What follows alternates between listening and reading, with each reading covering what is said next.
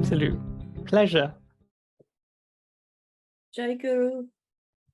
Jai Guru Shilpa. Well, to start off, perhaps you can share a little bit about who you are in context to this overarching concept of spirituality and our connection. Sure. My name is Priyank. I'm from London, and really I'm a very small person in the sense that spiritually I'd consider myself a novice, even though I've been doing it for many decades now. So that's who I am. Our connection, Shilpa's and my connection, is through our shared guru, Paramahansa Yogananda. You can see behind myself a picture, and also the same picture is behind Shilpa's picture, who I met spiritually, I should say, not physically. I met probably 15 years ago, and spiritually, I haven't looked back since. Changed my life, my career, my friendships, my family, you name it. That is how much of an impact it's had on my life. And that brings us to the current days where you have a podcast on it, correct? Correct, yes. So we have a podcast channel which is entitled Yogananda Podcast. Not very original, but I'm sure you'll agree that if you're looking for that podcast, that is what you'd probably search first. And in that podcast, I'm sure Shilpa can put a link to this in the description. In that podcast, we have done 2 series now. We're on the 2nd series. The first series we did was about Awake, the Life of Yogananda film, which was released 7 years ago. And then our current series is about the beautiful book, The Autobiography of a Yogi by Paramahansa Yogananda. And we're discussing and sharing our experiences of that book line by line. So it's going to be a very long project. And absolutely, I've been listening to the different episodes, and each one resonates with me. Each time I listen to it, I feel like goosebumps coming over. I'm like, I can relate to what they're saying. That is so beautiful. Thank you so much for sharing that. Yeah, because there's such a gap in the space in terms of organizations such as Yogananda's and Self-Realization Fellowship and others, where it's very conservative, very rigid in terms of how information is disseminated, how fellowship happens, what you can and can't say. But often people miss the social, personal interactions, and that is precisely where we wanted to focus our efforts in reaching people like you, Shilpa, and our other listeners. The timing is so impeccable, given that even though we're no longer in lockdown, we do have more social interactions. Just earlier before we hit record, I was sharing that my life had changed. I'm no longer in corporate, and I have less interaction with other humans, and especially like-minded ones. Indeed. Yeah. Which is the beautiful thing about this whole COVID. The one beneficial thing is allowed us to use technology in much more nuanced way in terms of our social interactions, not just professionally, but through personal interactions like this, Shilpa. I'm sure we never would have met virtually had this, we had not gone through this crisis that was COVID. Yeah, and it can be considered a boon and a blessing, and I certainly have for myself. Yeah, and that's when I went on to my entrepreneurship path during this period, which brings me to today's topic that I'd like to start off with, is part of the overarching concept of spirituality. Perhaps as a lot of people start new habits during this new part of the year, some of the things that they look for in inspiration in their personal life, as well as professional, is what can I do with my values, and making sure they're aligned with whatever I'm doing. And in some cases, a lot of people are starting new entrepreneurships and new paths. You've probably heard about the great, not a great escape, but people are leaving their jobs and starting new ventures. So I thought perhaps in January, let's start off with what is spiritual entrepreneurship, and maybe I could get your take on that concept. Yeah, so twofold really. I think I told you, Shilpa, that I serve a lot at the London Centre of Self-Realization Fellowship, where for my sins, I'm responsible for marketing and all sorts of other fancy stuff for which I'm not at all qualified for. But entrepreneurialism, I'm certainly very adept in. If I don't mean to sound too arrogant, but ever since I was very young, I was very interested in new and innovative ways of doing things, in being really creative. Kind of just went with my nature. So I really at London Centre, I really tried to, or I didn't try actually, it was required. There was no one that was doing it, so I started doing it, and the podcast was one of those elements actually that led us to do that. But in business, as I mentioned, I'm a chartered engineer. I work for London Underground, and spirituality is quite an interesting thing, because when I first started my career, it was you'd keep it to yourself, lest someone uses it against you or makes fun of you in some way. And of course, there is still a certain element of that in corporate life. But if you're careful and if you've been burnt a few times, which I'm sure all of us have, we know where to stop. So, for example, I was on a training course, and they said, "Oh, let's have a bet," and I said, "No, I can't bet." And he said, "No," and they said, "Oh, why can't you bet? Is it religious?" And I didn't want to even go down that line. I was like, "No, I just don't bet. I'm not going to bet." So, but if I'd gone down the line of why we don't bet, then it opens up this whole can of worms, and perceptions change and all that kind of stuff, which is so I've learned very through my career where I should stop. So, for example, if I'm talking about the benefits of yoga, I wouldn't talk about the very deep benefit, or the very deep meaning, or the reason for doing it, i.e. self-realization, and that I have a guru who is Paramahansa Yogananda. I wouldn't even venture that far, but I would talk about the benefits of yoga. And certainly I've started initiatives like yoga classes, meditation classes, and for example, every once a month we have team meetings. I'd invite speakers from Yogananda's lineage, I suppose, my brother disciples who are prominent in this space, and they'd come in and do very general talk and just like hint at the deeper aspects, and mostly talk about the benefits that we all experience when we do yoga and we do meditation and we do mindfulness, and when we care deeply about others and all that good stuff. Yeah, and interesting you should mention that, to keep some of that guarded, it helps protect ourselves. I think even Yogananda talks about not, and I may be not articulating exact his words, but not to over zealously share with the universe or the world our love for a higher connection to the universe. I'll keep it more esoteric like that for. But I love the fact that you've now taken time, though, to share what you can, to the degree you believe that you can, with fellow coworkers and others, and bringing in experts. I think even that seed of thought can make a shift. Absolutely, and people are so hungry for it, but they rarely go deeper into that hunger. Very few people actually dig into that hunger and what's behind that hunger. What am I really hungry for?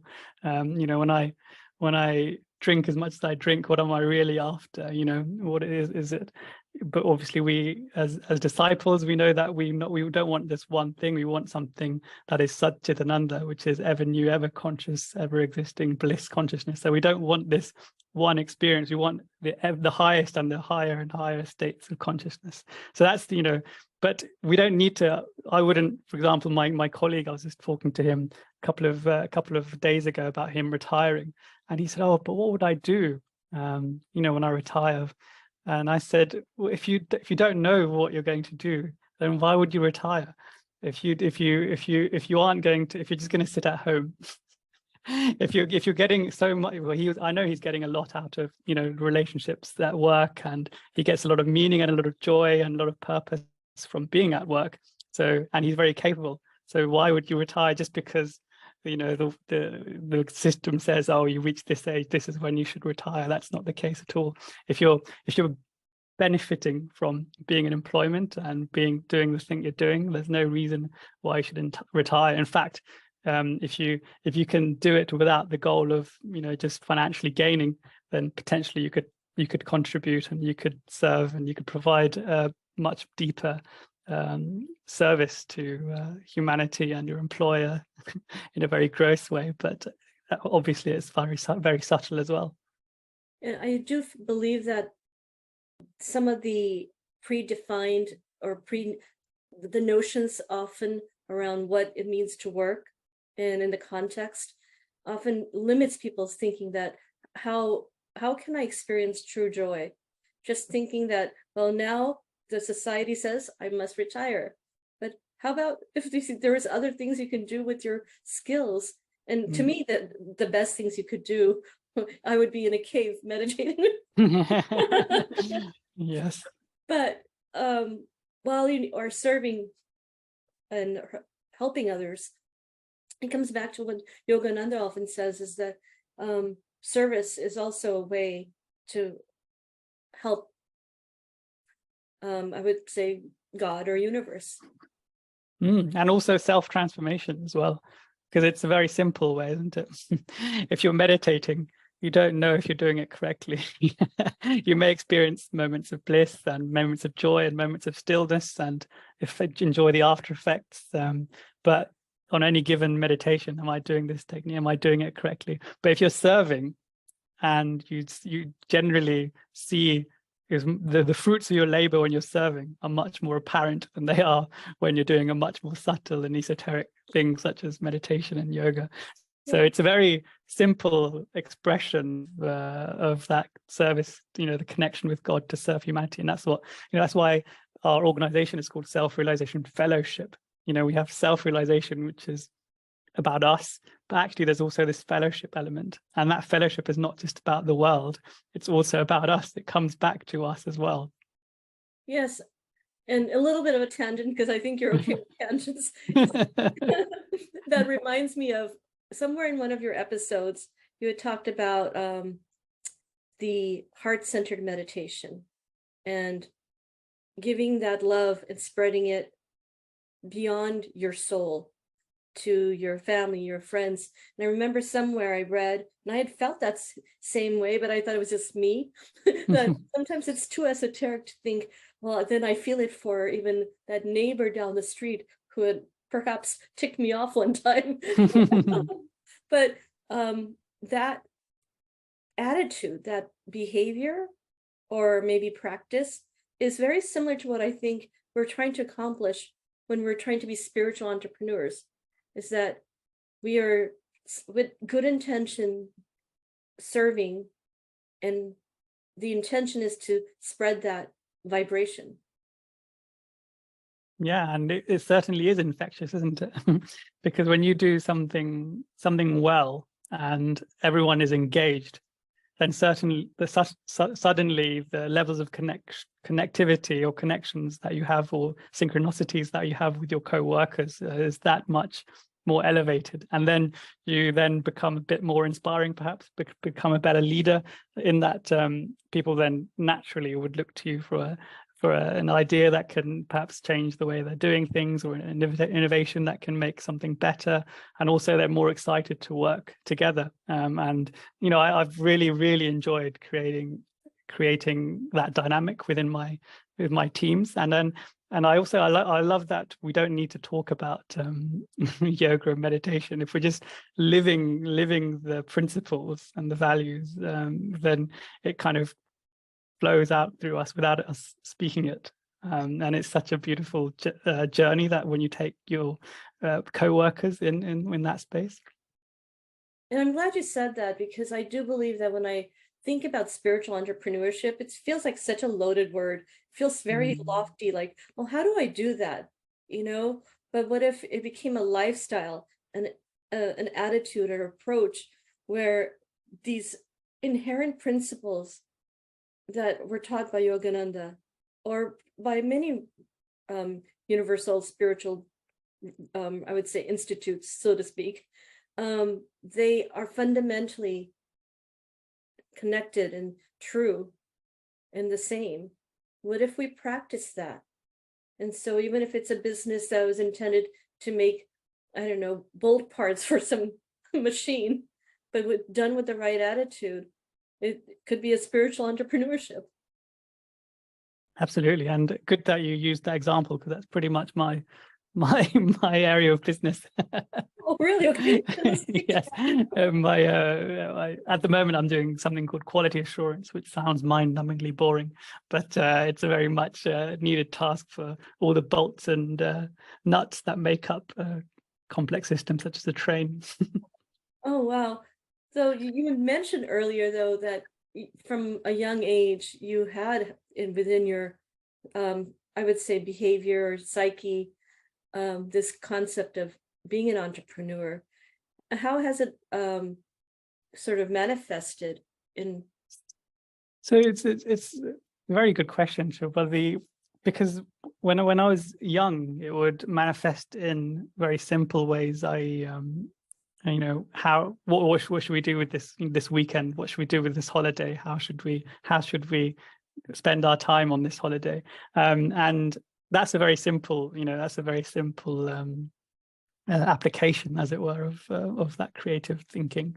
But as you get older and you not just get more responsible, or not just have more responsibilities, but also you gain more confidence in your ability to influence, the course of the team that you're with, or the friendship circles that you have, or the business that you're involved with. As you grow in confidence in your ability to make that positive contribution, it really, really helps, and it's like a snowball effect. And the part of that is, a lot of that is trusting yourself and your instincts, and really going with it. It's just you can't be rigid in your approach to how to get something done. And often, obviously, other people have a better idea of how to do it than you, and the worst thing you can do is be stubborn. But all of this comes with experience, and I've certainly benefited heavily from the employment opportunities that I've had, and the people that I've been involved with at the London Centre of Self-Realization Fellowship. They've really inspired me to build my confidence in areas that I've got really no qualification to be in. For example, podcasting, or speaking about Guruji, at the moment I'm doing marketing at the London Centre. And as you say, as I I told you, I'm an engineer, so I have a purely technical background. So this is, it's just this Guruji, or God, is just, if you allow him, he shapes you to be, be this like divine chameleon, to take the shape and the color that's needed for whichever, wherever God is placing you. Or wherever the divine is placing you at this present moment in time, which could be in all sorts of weird and wonderful places. Speaking of which, when you said that, you mentioned a couple of things. One is you mentioned QA, and you're like, oh, it could be boring, but to me, it's not boring at all. My background is in user experience. I don't know if you've heard of that. Yes, I do. No, yes. So it's just all a matter of perspective, because someone like myself who loves details, you're like, I can really delve into it. But also a thought came into my mind. I thought maybe we could bring that idea into this entrepreneurship conversation. As Yogananda talked about your role in life. And often I wrestle and argue with Guruji about this in a nice way. But like, sometimes I feel that we're given multiple roles, or multiple hats. And some hats we don't quite know what kind of attitude to keep with it, or behavior or approach. And how does that play into spiritual entrepreneurship, if you have any thoughts on that? Yeah, this comes back to what I was saying, is that you have to you have to trust that you can provide something valuable to any scenario that life throws at you. And through your experience, if you focus on the positives, you should hopefully see that you've influenced so many things in your life in such a positive way, and such you've developed things that needed developing. And I actually keep a journal of positive changes that I've had, or positive influences that I've had. And that all comes back to just being able to really rely on yourself in terms of, and be confident in yourself, because God will throw you in so many different walks, and it's not just to test you, is it? It's also to grow you, and that's something that you have to keep at the forefront of your mind. And I'll give you an example. Working with someone that you don't like to work with, one approach to that is usually just don't work with that person. Just seek to avoid that person. But in that, you are not taking the most of your opportunity, are you? The opportunity there, the unique opportunity for you to grow and to be able to work with any individual, is such a rare thing that you can do, and something, that quality that you can develop, because you can't control who your neighbor is, can you? You can't control who the guy in front of you or behind you in the traffic jam is, but you can control how you react, and what your experience of those interactions with is. And that's what you have to remember. And I think you have to really not just rely on the teachings, but actually really reflect on you applying those teachings, even if it's just 1%.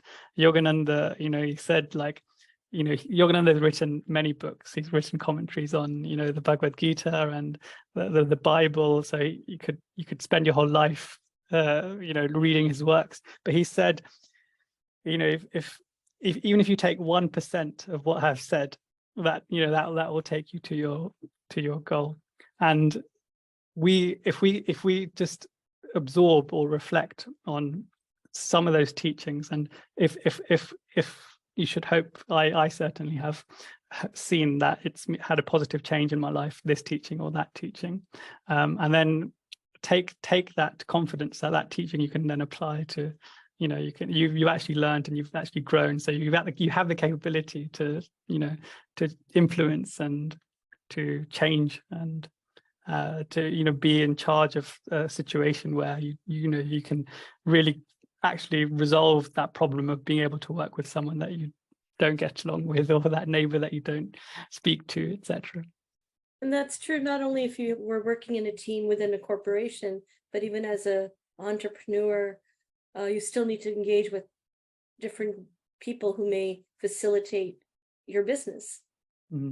And like you were saying, even taking 1% of a teaching. For myself, I remember not so long ago, there was this epiphany where I'm like, well, I must think of myself as this grounded tree. And just because someone else's behavior has shifted or triggered me, it shouldn't trigger me, because I need to be solid in my own skin.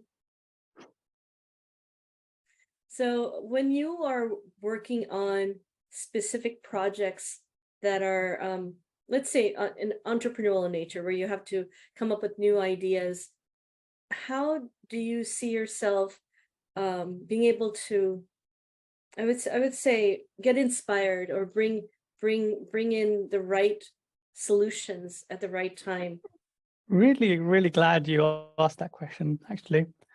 Sure, because there's two types of way of being innovative, or requirements. There's one way where it's instant. You have to think instantly, and that's probably the most challenging one, where you don't have long to, you have to act dynamically. But most often, I've found in my life, you actually have time. You have the benefit and the privilege of time, and I often sit with things. So I would let have the problem. Don't try and solve the problem. Just have the problem in your consciousness.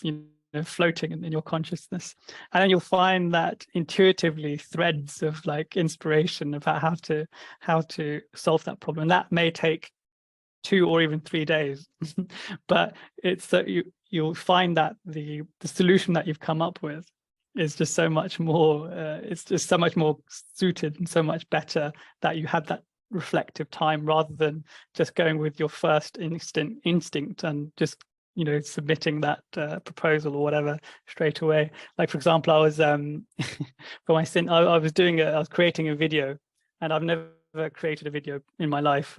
Our podcasts, we don't edit them, we just publish them. So I had to create a video. Actually, it was we had a Christmas concert. That's another story. We had a Christmas concert, so I was creating a promotional video, and I've never done video editing, so I don't know about scene transitions, audio and graphics and things like that. So, but I've seen things like you've seen it done well, right? So in your consciousness, you've seen how it could be, and obviously you have the benefit of putting your own spin on it. And so this is something that I'd never done before, and I just I started putting pen to paper, and I thought, oh no, this is not like an engineering problem that I can solve. This is how I this is the starting equation, this is the solution, this is how you get to it. This is not one of those times. This is something that requires real reflection and real stepping back from the canvas, as it were.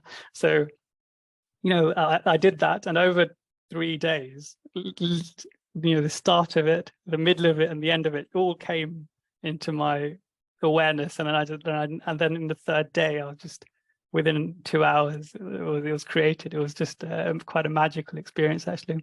That was only a few days ago. I often find myself contributing some sparks of inspiration to what others would call universe. For me, it's often Yogananda, or just being receptive and open to solutions which magically just seem to appear. Mm. So that is wonderful. And one of the things, maybe you tied a few times to the word confidence and the concept of confidence. Perhaps even as an entrepreneur, the creativity requires confidence, knowing that the solutions will come together. Absolutely. Yeah, you do. Self-confidence is one thing, isn't it? But the actual confidence in that the solution that you've come up with is going to be the right one is a separate thing as well. Yes. In this knowing and trusting that what you're doing, the path that you're on is correct, is a big one. What are some of the challenges you have found as people who are like, I want to start my own business, I want to be an entrepreneur, but they haven't quite tapped into the idea, is it a spiritual business, just a entrepreneurial business? But if they're missing the spiritual element, what do you think that means? Well, I think most endeavors can be spiritualized, can't they? And if they're missing the spiritual element, then really it's more of a selfish endeavor, isn't it? So I often try to, with my family who aren't necessarily spiritual, 99% of my family aren't spiritual at all, but you don't need to talk about God very plainly. You can just talk about concepts that are very universal, like being positive, being loving.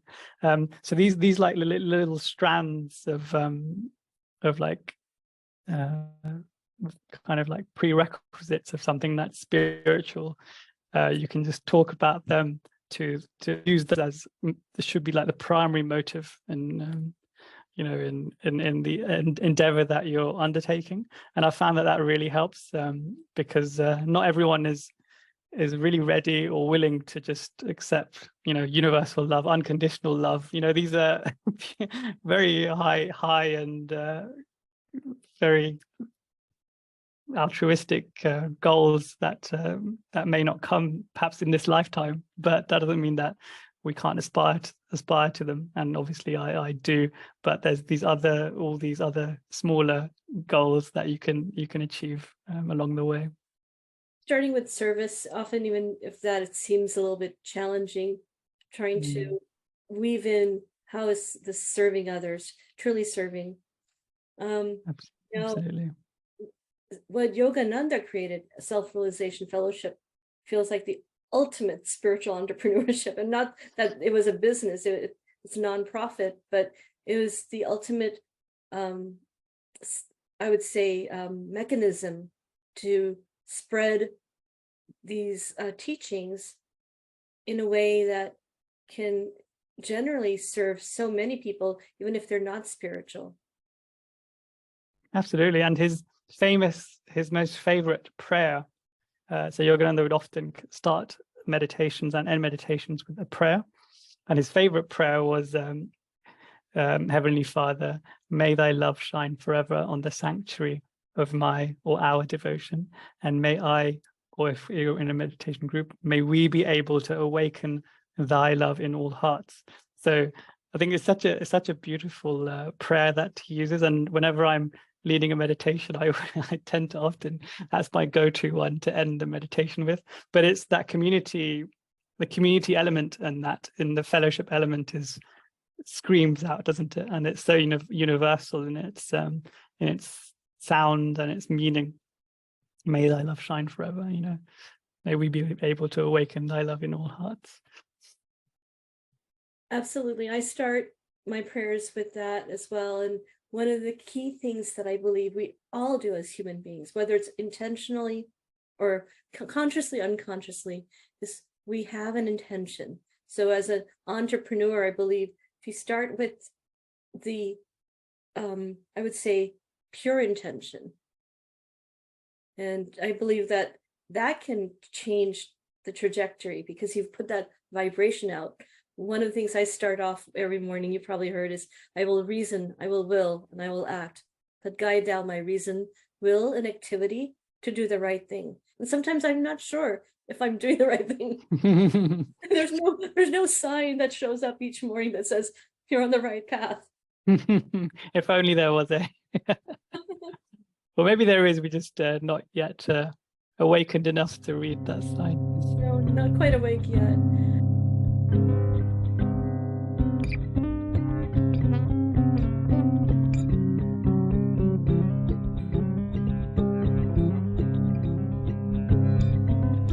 Thank you for being here, Priyank. Absolute pleasure. So to segue now, spiritual leadership and wisdom. If you could share your thoughts on that. Yeah, so I've been fortunate enough to lead some teams, and my thinking was that the high morale teams are usually the best performing teams, and the best way to produce morale is to have this strong kinship amongst and camaraderie amongst your team. And that kinship, I'm a very sociable person, so that I've really tried to use my strengths, as it were, and in my engagements with my team.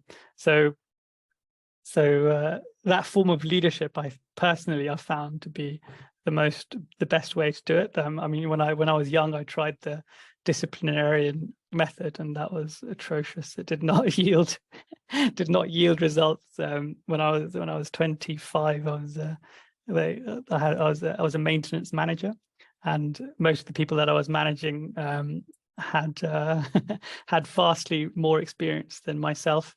So that form of disciplinarianism just did not wash. And then over time, I built very good connections with some of these people, and then there's that. Then you go into that kind of kind of relationship where it's not just about boss and manager and employee. It's more about the togetherness, and once you develop connections, then actually you're not just doing it because he's your boss. You're doing it because you've got a good relationship with him, and you've got a friendship with him perhaps, and I certainly relied heavily on that. I'm not thankfully I was able to spend the time to get to know my team and to socialize with them and interact with them, and I like to really use that loving kind of energy and use that to build kinship and morale. And I always found that those were the best performing teams that I ever worked with, when there was that interactivity and a relationship with each of the team members.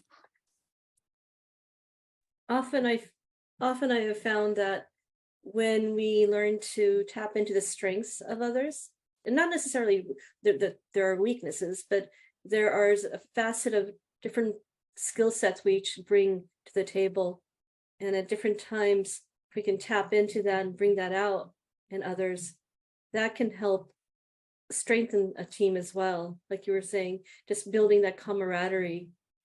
And tying it back to Yogananda, when he started the organization Self-Realization Fellowship, perhaps let's take a step back.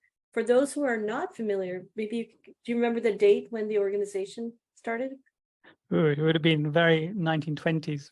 Yes, and during that time, some of the early disciples who then may have become monks and nuns were part of this organization, where it was probably like a new business, like new personalities, and working with each one.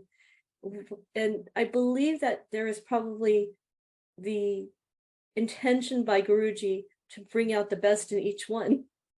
Yeah, and this is the difference actually between, say, a Vivekananda and a Yogananda, because Vivekananda obviously created a storm in America by bringing yoga, into mainstream and speaking as eloquently as he did. I mean, if you go listen to Vivekananda's voice, you'll be astounded at his booming, flawless voice and his flawless accent. You just won't even imagine that he's Indian. So no wonder he had such a magnificent impact. And Guruji, but Vivekananda came and went, came as quickly as he went, as quickly as he came. But Yogananda came and he stayed, and he created this organization, and as Shilpa mentioned, created these disciples, and really spent the time and invested himself completely into the West, and establishing yoga, and going to doing these talks around America, going on tours and creating ashrams and monasteries and disciples all over America.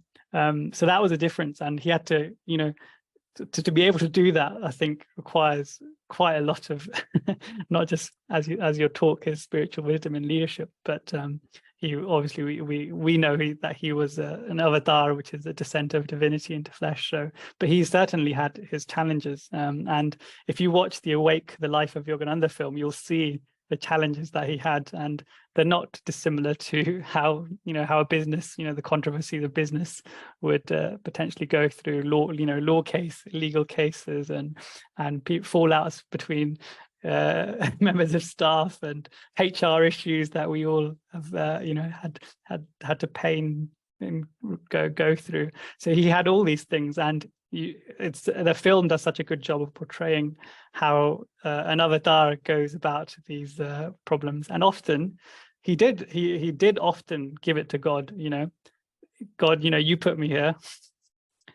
You show me how to resolve this. You show me what I should do next. Should I go back to India and leave everything behind, or do you want me to stay on? And he would get the messages, he would get the signs, and God would speak to him saying, no, you have to carry on. I've put you here.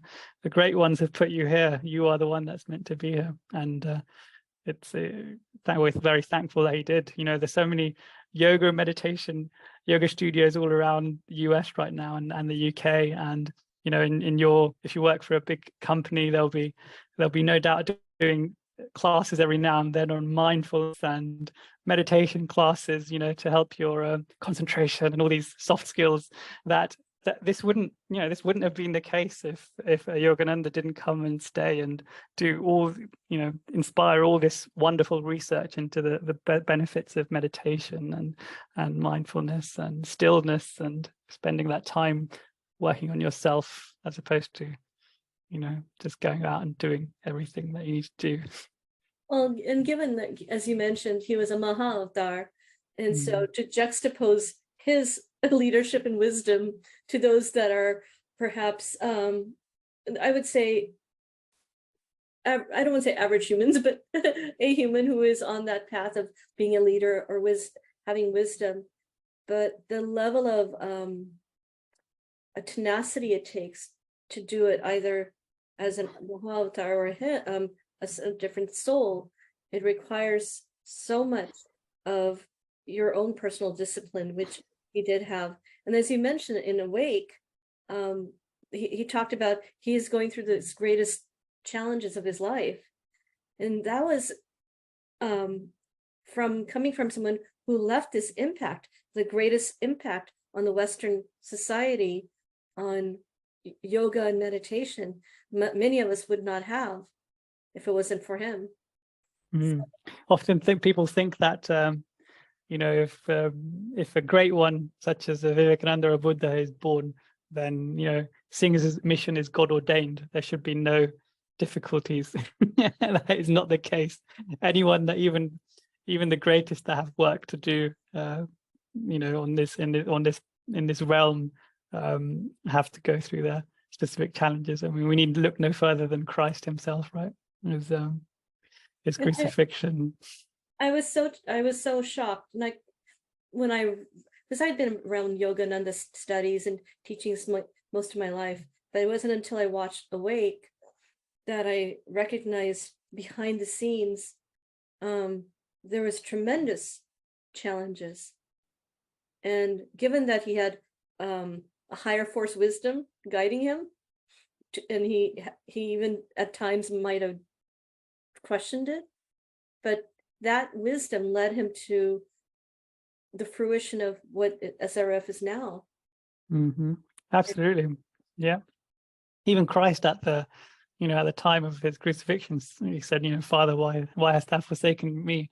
So he had his doubts. So that is the impact of Maya, that even a great soul such as Yogananda or Christ can has to go through their own trials and has to remind themselves of their divine purpose. And I think often there's a beautiful word in Indian languages called Leela, which Shilpa, I'm sure you'll know what it means. But for other listeners, it's like this divine play, and we're actors. And Guruji had his own play, and he was an actor for his own play, and as was Christ. So he had his own Leela, and often the word Leela is associated with Krishna, most often because his Leelas were, absolutely immense and beautiful and mind blowing, and to derive meaning from them is a no mean feat. But the Leela that Guruji had often very clearly applies to us.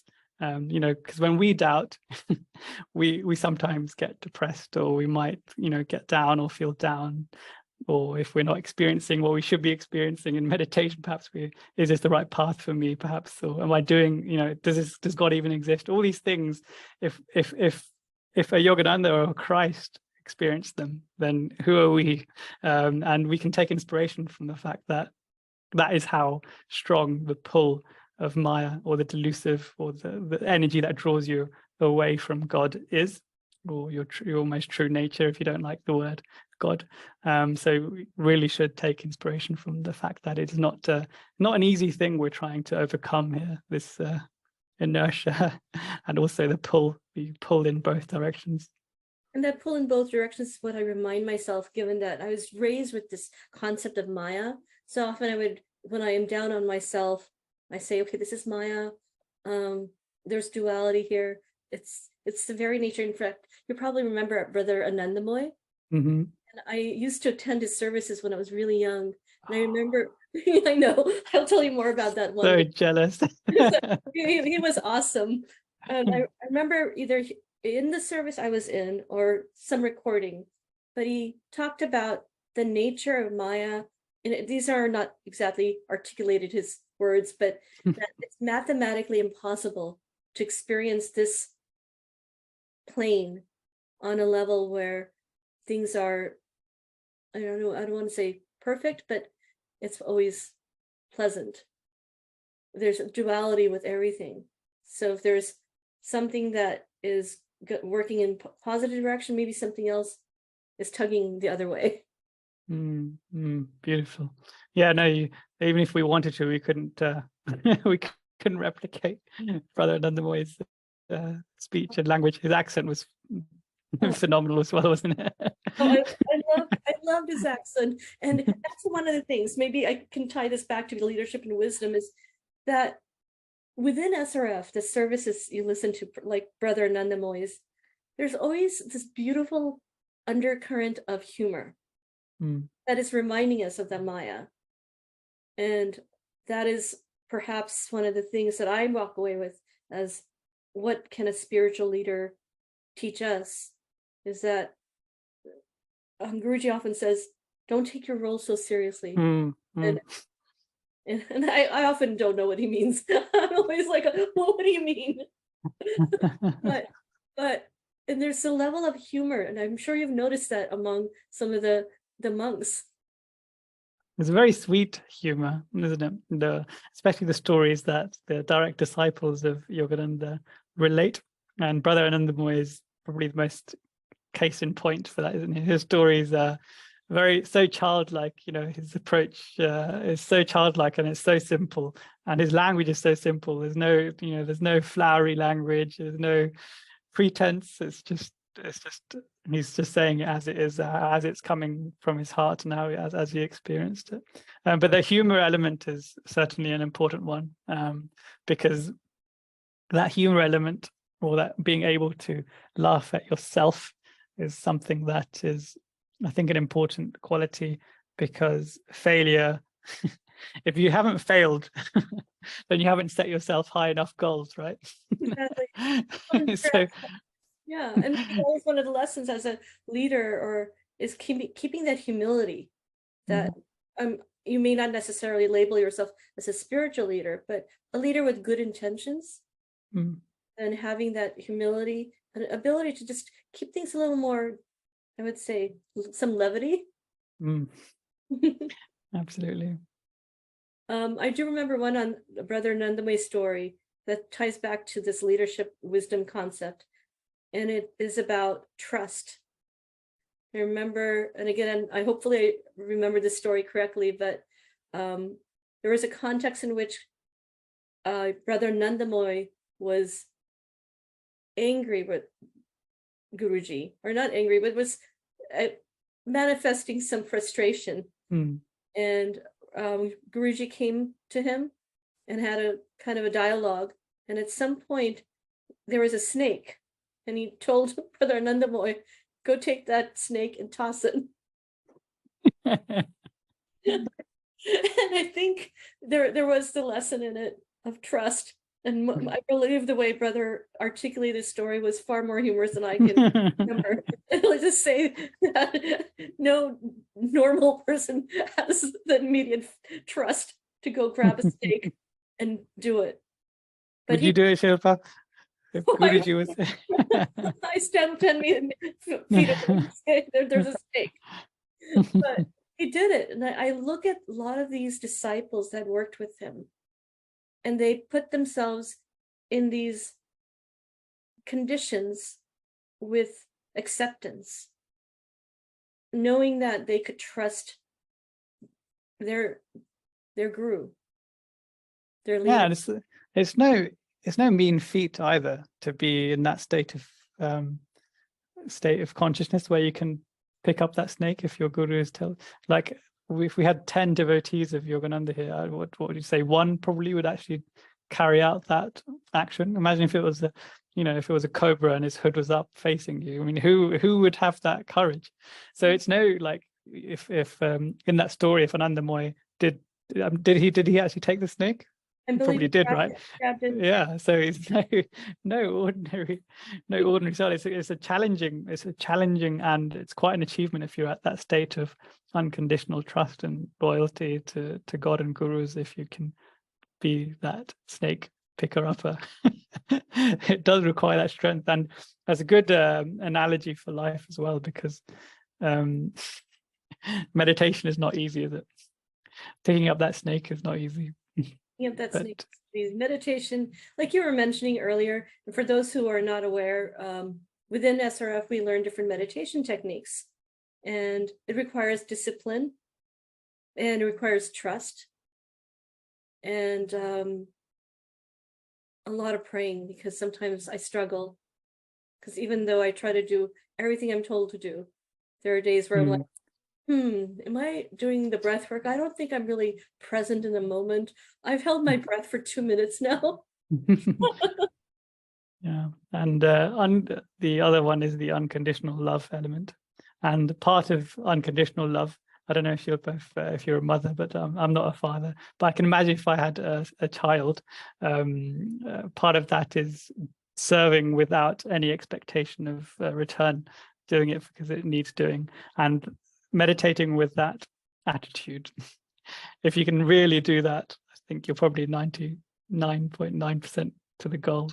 But we all want these experiences. We all want this joy and the bliss that comes, but we have to work. We have a lot of baggage to work through before we get there.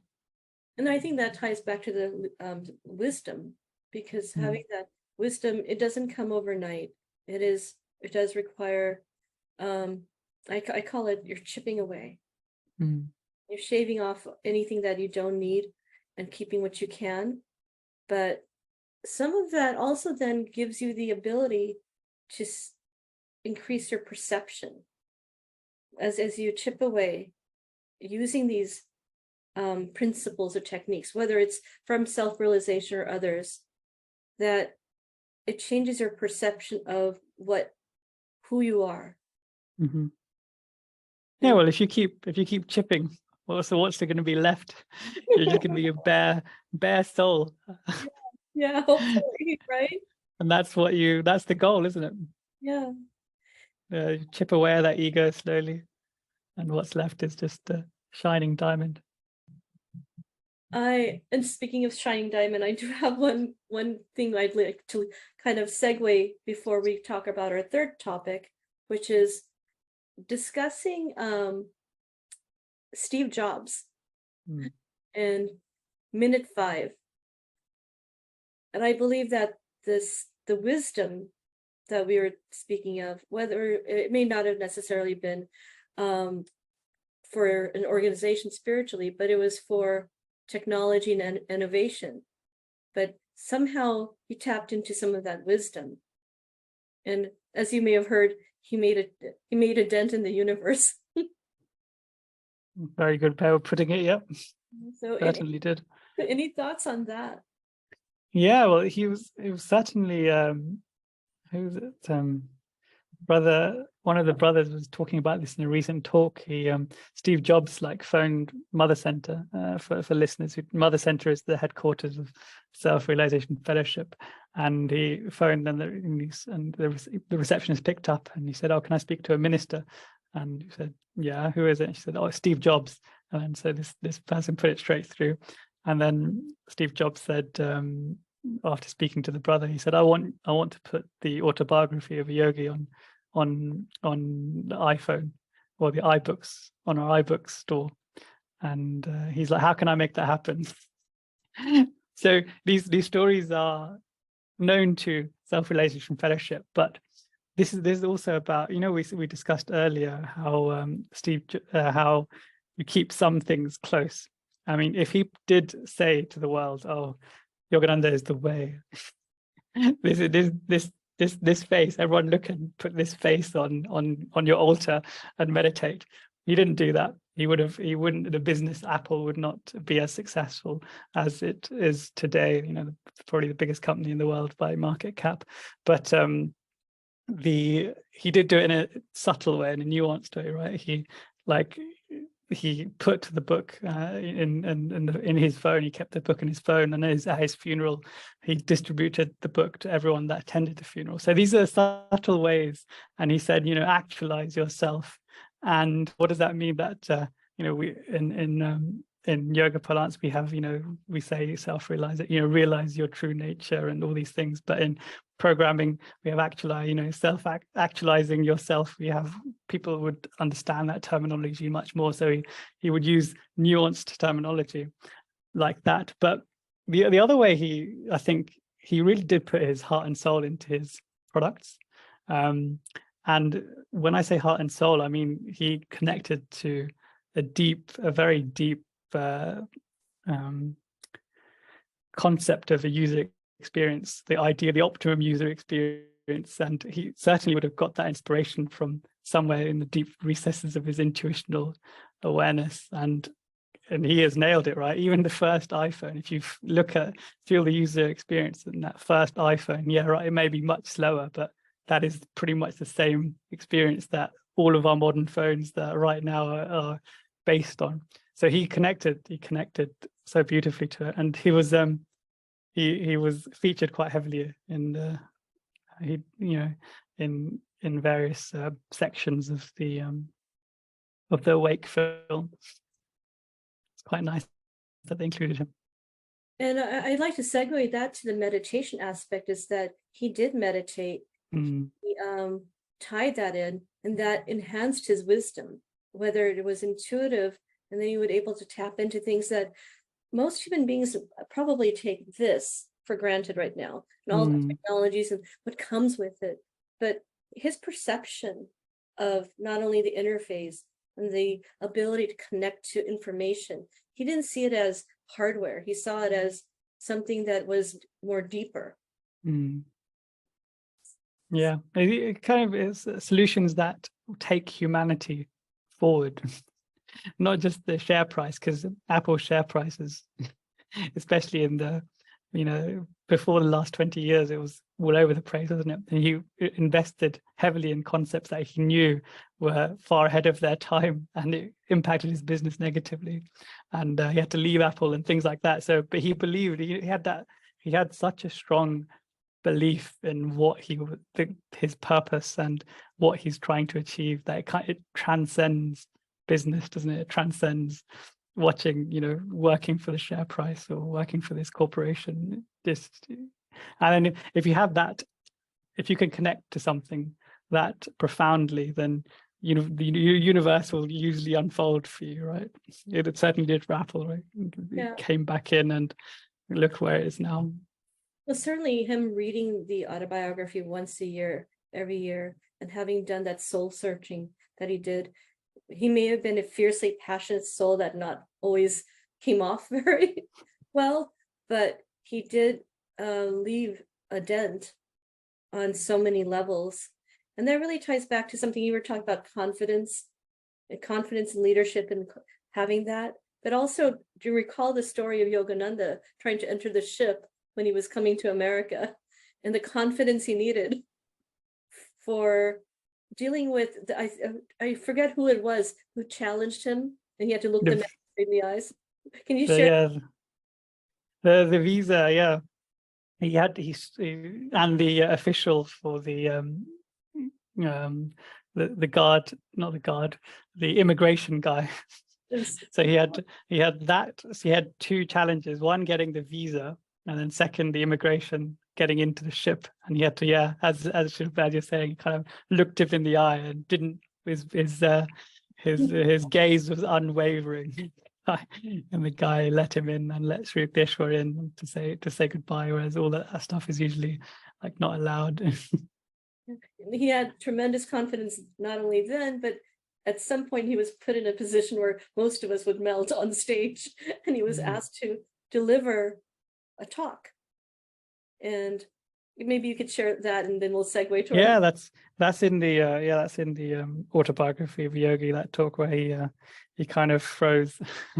And which is interesting, because he had the talk, The Science of Religion. He had the talk, so he knew what he knew what he needed to say in America, so he pretty much had to say what he would have said then. So he was on the ship, and he was, eminent personality at the time, because he'd established a school, and he'd been invited to this Congress of World Religions in Boston, so on the city of Sparta, which was the ship, they invited him to speak, and he had never spoken in front of audience, certainly not an eminent audience that would have been on that ship. Maybe he would have spoken in front of schoolboys, because he'd had created his school at the time, but not a group of intellectuals such as those that had assembled there. And he froze. He completely. Because he had to speak in English, correct? That's also true, yeah. So, and he'd never spoken in English, and so he froze. He absolutely froze, and then he turned within, and he said, I think it's in the autobiography, does it say 10 minutes or something of complete? I mean, when I first used to do presentations, like if I'm pausing I remember even like a couple of seconds, I used to think, no, I should be saying, and then I get exasperated because I've paused for a couple of seconds to think about something. So you just mumble on about something that doesn't make any relevant sense. But 10 minutes, he said 10 minutes of just standing in front of the audience. But then he let go of that consciousness of I, and the grander I. And the voice within said you can speak through Deshwara's voice, probably, and then he switched into flawless English, and apparently he was so nervous that he didn't even recall what he talked about, but the other members of his ship said it was flawless talk in impeccable English, and it was a beautifully articulated science of yoga and things like that. Well, that's what they call in our generation, flow. And having that trust in the wisdom, at some point, if you could tap into it, then you become in flow state. Yes, that's a good word.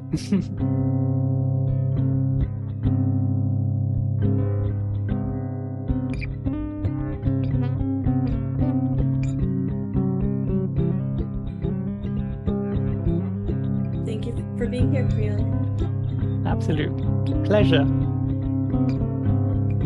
So this brings us to the third part on spiritual awareness, which is something that's been really true to my heart. I did a lot of intuitive searching a few months ago on what topics do I want to explore. And I believe it was Yogananda sort of giving me a hint of that awareness.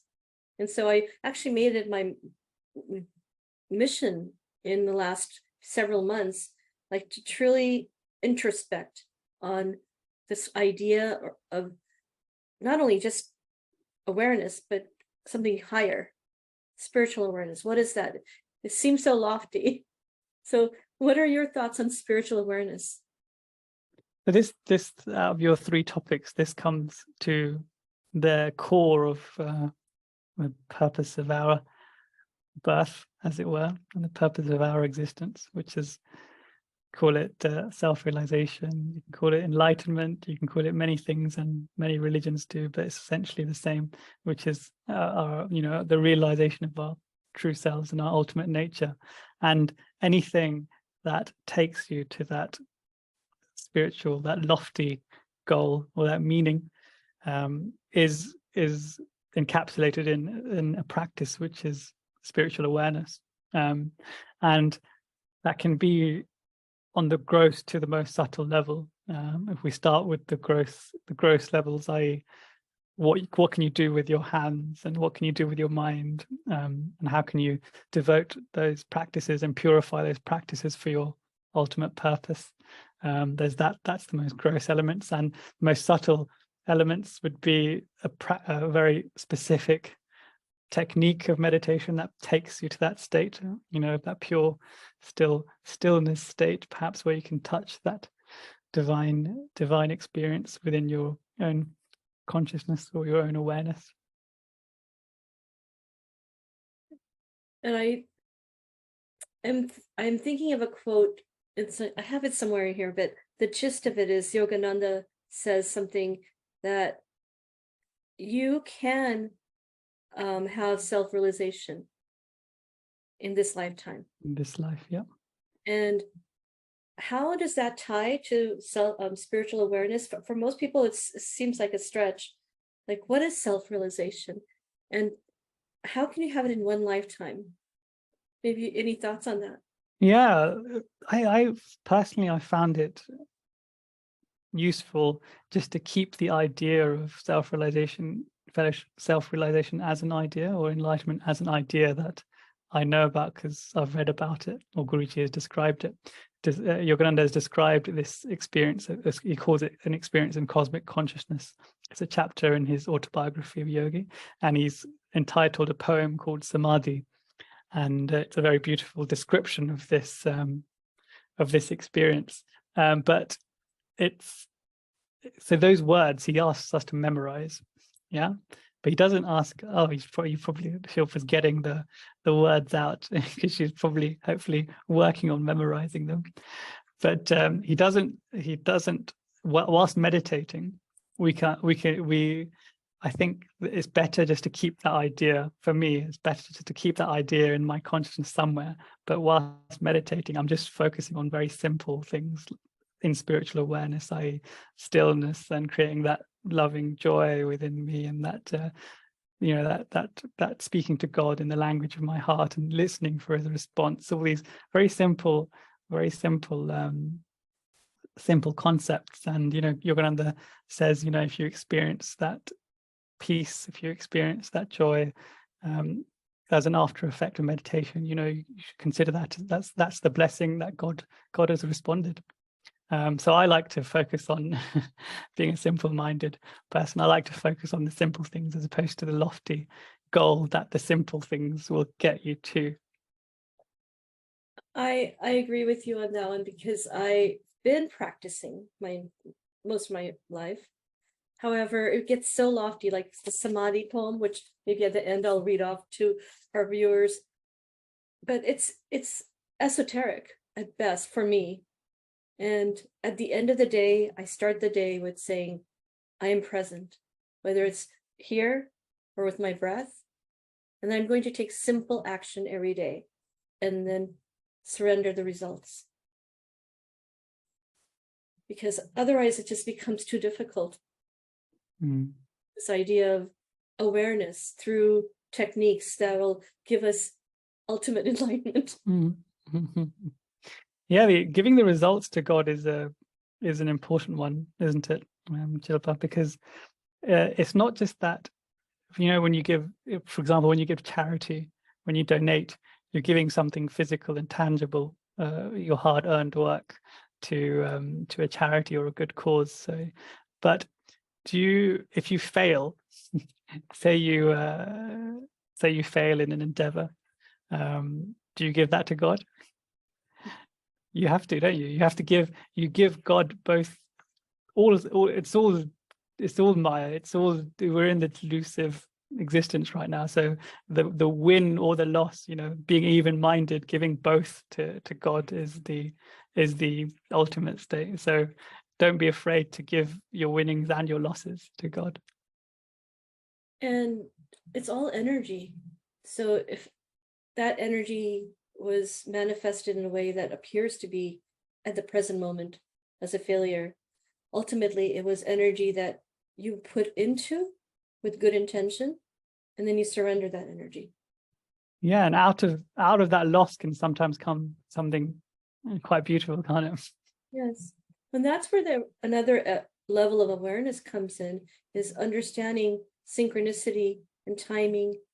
And there was a purpose. I think you mentioned that a lot in your podcasts, that what appeared to be not the right path, and later something else reveals itself. That was taking you down another avenue.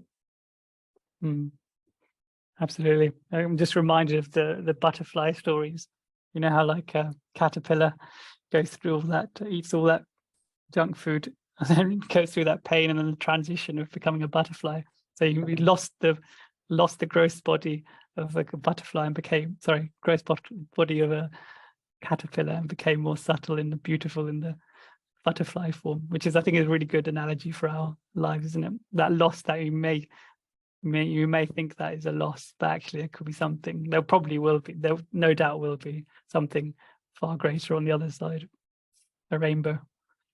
It reminds me of, isn't there the Yogananda story where he truly wanted his uncle to help him, and at the time his uncle resisted? Do you recall when he was trying to escape in the train early when he was still a child? And I it was, can't recall that one. I'm His brother, perhaps? maybe it was his brother, but I thought it was his uncle who normally can be relied on to help him. And at the Oh, yes. Yeah, no. Were you thinking of his brother-in-law, perhaps? maybe it was Yeah. something you could rely on, but it turned out to be for the better that he was told no. Okay. So one of the few questions we had considered discussing is, what does it mean to be spiritually awake, and how does a soul navigate to a place where they cultivate spiritual awareness? Perhaps you've covered this already, but maybe for people who are still becoming familiar with the spiritual path, what does that mean? Yogananda's got a very powerful prayer for this concept, and I'll just recite it if you'll allow me. I use this. This is one of my go-to prayers when I'm leading a service as well. It starts like this: "O blazing light, awaken my heart, awaken my soul, ignite my darkness, tear the veil of silence, and fill my temple with thy glory." And I think in each of those lines, I mean, you could make it very. Yogananda often encouraged us to use affirmations, and affirmations are these like positive thought ideas and making them, affirming them again and again. And he's got a whole book on, scientific healing affirmations. It's got, maybe 1,000 different affirmations in there. So you can always find something that's very, very relevant to your life at that time. And affirmations is a very, very powerful way. And I think like in, the Western science, when Western medicine is coming to grips with the positive impact of psychiatry, the positive impact of positive affirmations and confirming and all that kind of stuff. But yeah, going back to your question, cultivating spiritual awareness, you really have to. It's not something that you can force, is it? Your desire for these lofty goals has to really come from within, and it takes like on the first level, it takes a level of like deduction, like with my relationships that I have, with my lifestyle, with the things that I'm filling my time with. What am I doing? What am I achieving? What am I trying? Where am I trying to go? And then you'll go, if you really introspect, you'll see that it's not about that relationship with that person. It's not really about having this fancy car. It's not about all these gross things. It's about something much, much deeper. So on the first level, you have to really introspect about your whole life and your whole life's purpose, and you can use it whilst you're doing that. You can use like a generic scripture that's universal. So for example, if you read the Bhagavad Gita, and so Bhagavad Gita is this it's called, Bhagavad Gita means the song of the soul, which is a very apt name, and it's the most revered scripture in Indian philosophy, and the reason for that is because it's very short. It's very simple, and it's very universal.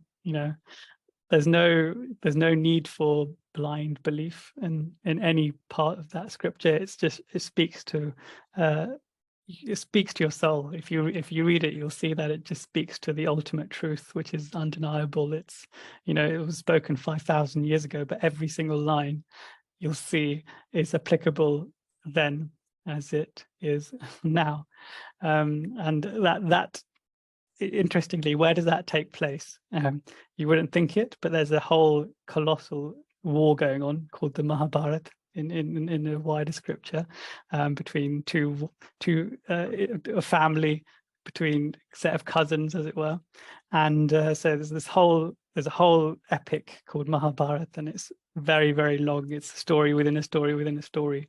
And one of the stories within the story is one of the generals, Arjuna.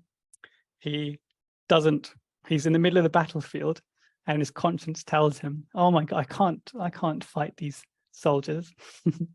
They're my cousins. I know them. They're my own blood, flesh and blood.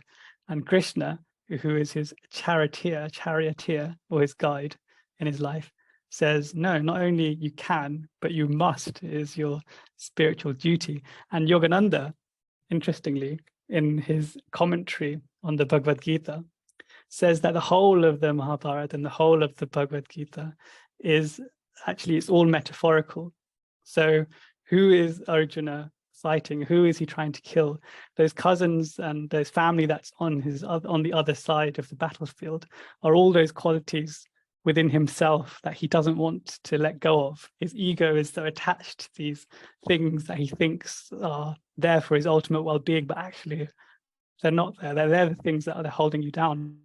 And it takes a lot of, on the first level, as I said, introspection. On the second level, will, and the third, faith, and all these other qualities for you to muster up that strength. And we'll go back to that analogy, that story you gave of Brother Anandaboy and grabbing that snake. All those things are prerequisites for you to muster up the strength to pick up that snake that you think is going to kill you, but it's actually within your control, especially if your guru has told you. And Krishna was guiding him. So Krishna was God. So God was guiding Arjuna to fire the arrows, but he dropped his weapons. Can you imagine? So he dropped his physical weapon, but also mentally dropped his mental state. And if you read that scripture, and if you want to read more, that God talks with Arjuna is what Yogananda has, his translation is, and it's the level of depth it goes on to is just mind-blowing. And what's interesting about the battle is that really that's the inner battle that all of us are going through. So for those who are thinking, oh, Priyank and Shilpa are talking about these esoteric spiritual concepts, but they're really relevant to the everyday human being, because if you want to cultivate some level of peace, we are all challenged with fighting our demons. And sometimes it's what we call the analogy of our brothers and sisters. Bhishma, one of the persons he has to kill on the other side of the battlefield is Bhishma, and Bhishma is his, I believe, Arjuna's grandfather. Yogananda describes Bhishma as ego consciousness. So he was this great soldier in the Mahabharata, and he was very wise. But he Yogananda said his name and his stature was one of ego consciousness. So Arjuna has to kill the ego consciousness within himself. And interestingly, Bhishma in the story of Mahabharata says that he had a boon that he can determine when he dies. So he can decide when he leaves the body. And so after he was shot, he was still alive. So he was shot with a barrage of arrows by Arjuna and the Pandavas, but he was still alive because he had this boon. And Yogananda says that he decides, the ego decides. you decide. The ego is the last thing to go. You have to pluck up that courage to kill that ego, because once you knock out the ego, then all that's left is your pure soul, diamond nature. Yeah, and often in the Western society we are told, I mean, I've been told this when I was much younger and trying to practice things that seemed esoteric to others, that, oh, well, Shilpa, everybody has an ego. Like, if perhaps that ego is the very thing that holds us back at times. So yeah, I mean, it's useful. Egos are useful, right? If you're playing on the stage to play the different various roles, but you're a fool then if you don't know where the stage ends and where your life begins. If that ego is ruling both the on-stage performances and the off-stage performances, then you're the biggest fool on there. That's why it's dangerous. That's when it's dangerous. And you mentioned another concept that I feel like it comes back to the same thing I've mentioned a few times, that a lot of this is about trust when we're gaining awareness of who we are.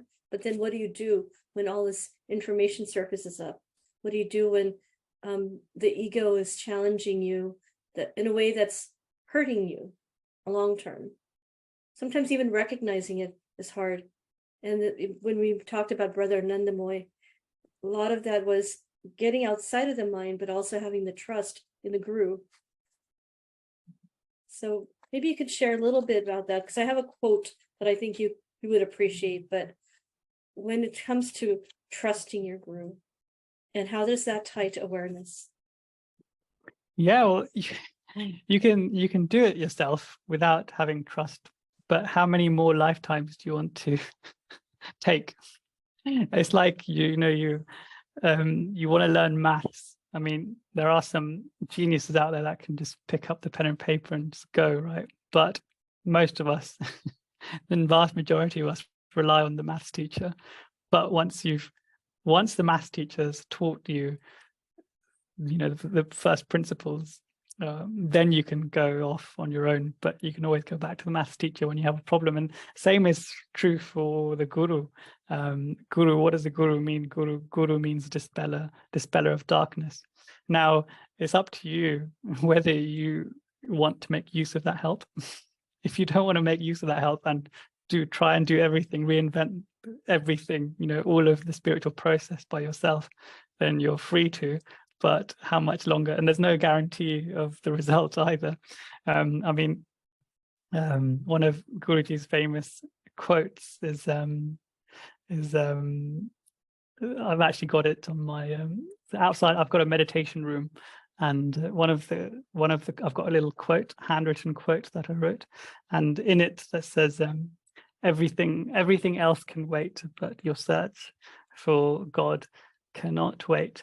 And then I've added to it, because I felt that wasn't enough. I've then added it to it, and I've said, know it now or in 1,000 incarnations. Now, these are direct words from Guruji's writings, but they're so potent. And the Guru-disciple relationship is potent. I mean, it will take you.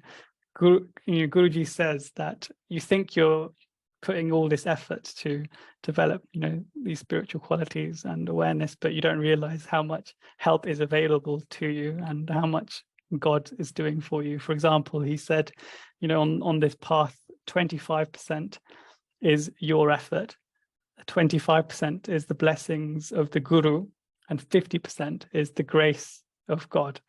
So you only have to take care of this 25%. But that 25% you must do. And if you want to make use of the other 25% from the Guru, and God, which is the other 50. So 75% is available to you if you develop this quality of trust and faith and unconditional practice. Doing your practice with faith and without expectation of samadhi bliss on the year one. We live in an instant satisfaction, gratification society, but that is not how the most profound elements of life work. I mean, to become a doctor, how many years of education do you have to go through? A few things about that. You absolutely nailed the quote that I was going to use. It's from today, January 11th, the Spiritual Diary, and that was the same point about how much effort it takes, and without a Guru, the average person, how much longer it takes. There's potent force behind that. And there are times, because again, I'm human, I slip. There are times when other priorities seem to nudge at me and tell me, well, do this, or go do this for my son.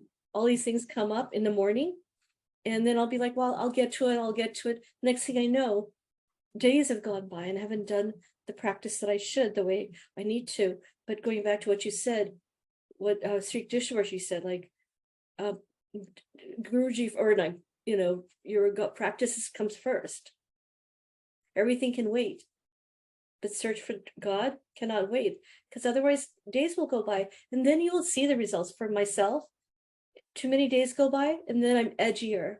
There's nervousness. There's a little bit of fear, and other parts of your life start breaking down because the energy that is necessary to uplift your soul is being depleted. So yes, and then finally, I think you already covered this, but discuss how our Guru's life purpose was to bring to the West scientific techniques. Now those techniques are, I believe Guruji refers to them as the airplane route. Yeah. To help the human gain the ultimate state of awareness. Absolutely, it is the airplane route. And I mean, before I committed myself to Yogananda as my guru, I did some exploration, as it's important for all people on that venturing on a spiritual path to do. So I ventured out to various different organizations and different techniques, and then I tried them sincerely. Did try the other organizations' methods and techniques, but as soon as I tried Guruji's techniques, I mentioned I'm an engineer, so it's very scientific background, and Yogananda he foresaw how scientific the humanity was going to become with application of teachings such as religious teachings and spiritual teachings. And I found that Yogananda not only met my heartfelt need for a scientific explanation for the teaching, but actually also far and above exceeded it in terms of how deep it can be. And I was thinking of it before I read his works. I didn't think of it in actually that much depth that I thought I did. There was like this, I was just looking at the surface of a pool, and with infinite cave-like depth that Guruji then explains. And he explains the first, in the Autobiography, for example, there's a chapter called The Science of Kriya Yoga, and it's a profound chapter on the treatise. It's a treatise on the whole of the yoga process and the meaning, and the words themselves are a work of art. How he's put it together, it's just mind-blowing. And it's meant for, he wrote that 100 years ago, but it's meant for today's age. We're in the ascending Dvapara Yuga, which is the age that we're in, and the language that he uses and the techniques are not new.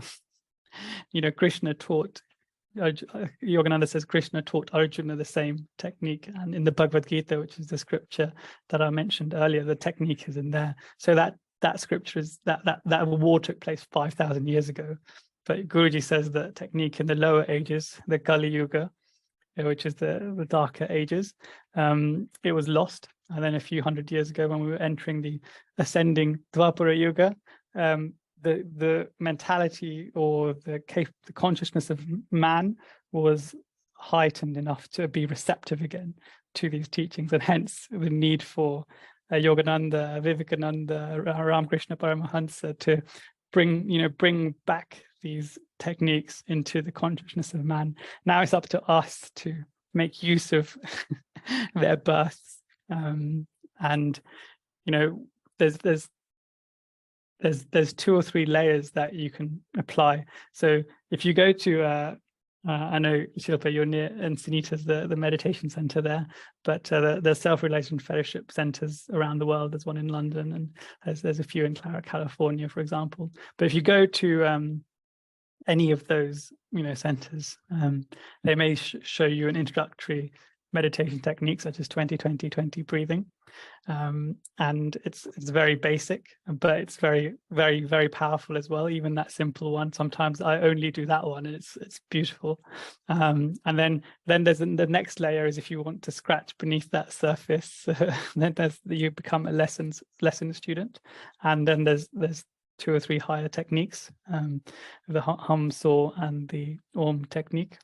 And then if you go a bit further than that, then that requires you pledging your loyalty and your investing into the guru-disciple relationship. And then the highest technique for the ages is the Kriya technique, and that's what's given after you establish that relationship. And that relationship is important because without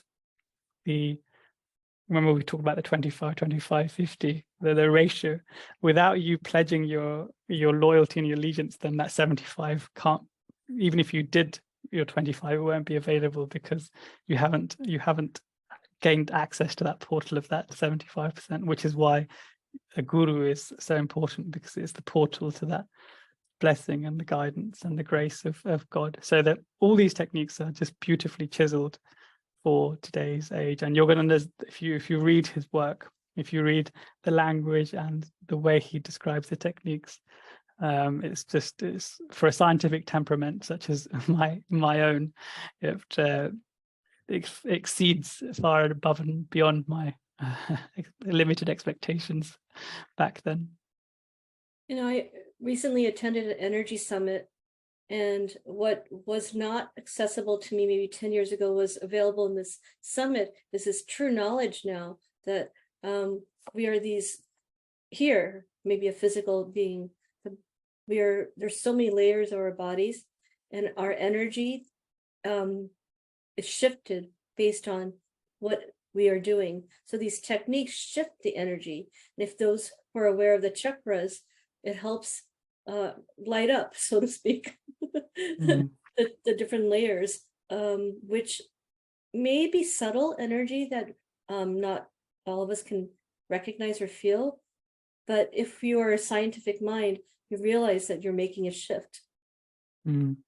Now, one thing you mentioned in one of your podcasts is the coming ages, what will occur of the state of awareness through these techniques. Well, I think we all already you get glimpses of it, like hunches. You have a hunch sometimes, right? And then sometimes you're very confident that your hunch is true, whether it's the way a relationship is going to manifest or how someone's going to react to this, that, the other, or like what is going to transpire, what event is going to come about. All these are very subtle things, like telepathy and things like that. But in the higher ages, these were very common to practitioners of yoga. So as you know, we're in the middle of a Dvapara Yoga and the higher ages. So we're in Dvapara Yoga, we started getting in touch with atomic energies. So like, 80 years ago, we developed the atomic bomb, and we have nuclear energy, a pool of, and now we have nuclear fusion. So like we're fusing atoms now, and apparently from there we can if there was a breakthrough just recently where they got out more energy than they put in, and if that happens, it's this infinite, potentially infinite pool of energy that we can have. So we're mastering our ability to manipulate energy in this Dvapara Yoga, and in the ascending, so we're ascending, so it descends and ascends, so we're in the ascending phase. So then after that there's a Treta Yoga, where like things like telepathy and things like that and control over the mind and force will be much more prevalent. And then the highest stage is the Satya Yoga, where there'll be very minimal suffering, everyone will be very conscious, and there'll be much more love, and that's the highest stage that you can live in. The cycles Sri Yukteswar describes in the book called The Holy Science, which you can read. It's a fascinating read if you're into that. Absolutely. I wish we were in Satya Yoga now. But there's probably some souls that are already on that vibrational level here for a purpose, because it takes a while to generate that momentum. Absolutely. So speaking of awareness, it starts small. As you said, we're in ascending age. What came to mind was that the generation of the future, like my son, I've got him started on Hong Sa and the techniques, and he just thinks it's commonplace. And I'm hoping that more children are part of that, I would say, environment. Yeah. It's certainly a better time to be born now, wouldn't you say, in terms of spiritual openness and also what's available. Just very simply in terms, like, for example, when you and I, Shilpa, started doing lessons, there are these old manuscript typewritten lessons, typewriter, very old. The structure was very archaic, and you have to work hard to extract those fruits. You have to study hard. But now, like, there's a new format of lessons. There's a phone, there's the lessons on the phone, there's supplementary videos.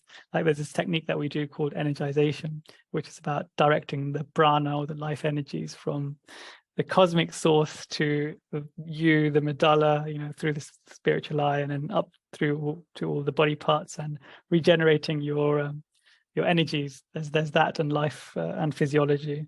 There's that technique, and in the lessons it's described, and you do it every day. It takes 15 minutes before your meditation practice, and Guruji says it's better even than asanas, better even than hatha yoga, because you're working with the energy directly to heal and energize a weakened part.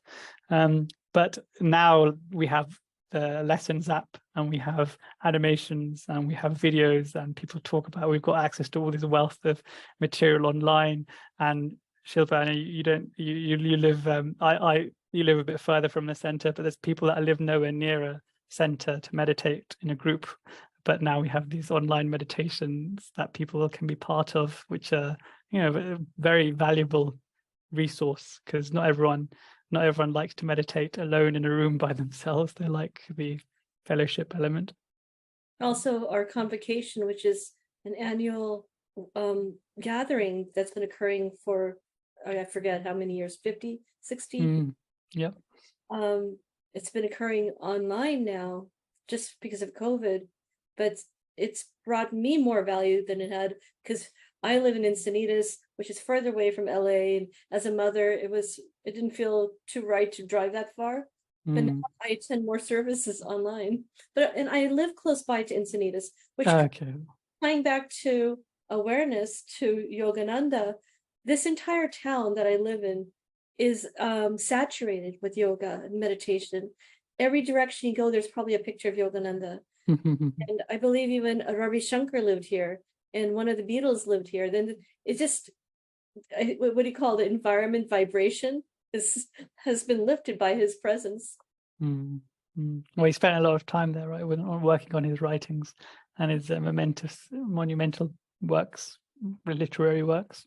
Absolutely. So his energy is steeped in those places, no doubt. Absolutely. Well, this was wonderful. Any parting words as we close on this topic of spiritual awareness? Yeah, it was very, very beautiful. Thank you so much for inviting me, Shilpa. I was unsure of what I would talk about, but hopefully I've certainly benefited from your line of probing, questioning, Shilpa. I hope I haven't exhausted you, since you're in London and you're probably ready for bed. No exhaustion here. We have pools of infinite energy available to us, especially for talking about the teachings and the life lessons and the benefits that the grace of our Guru Yogananda has given us. So we could talk all night, I'm sure. I could. Well, I hope I can have you back in a future episode. But we covered 3 beautiful areas. It'll be a 3-part podcast. And thank you so much. Thank you very much. Jai Guru. Jai Guru.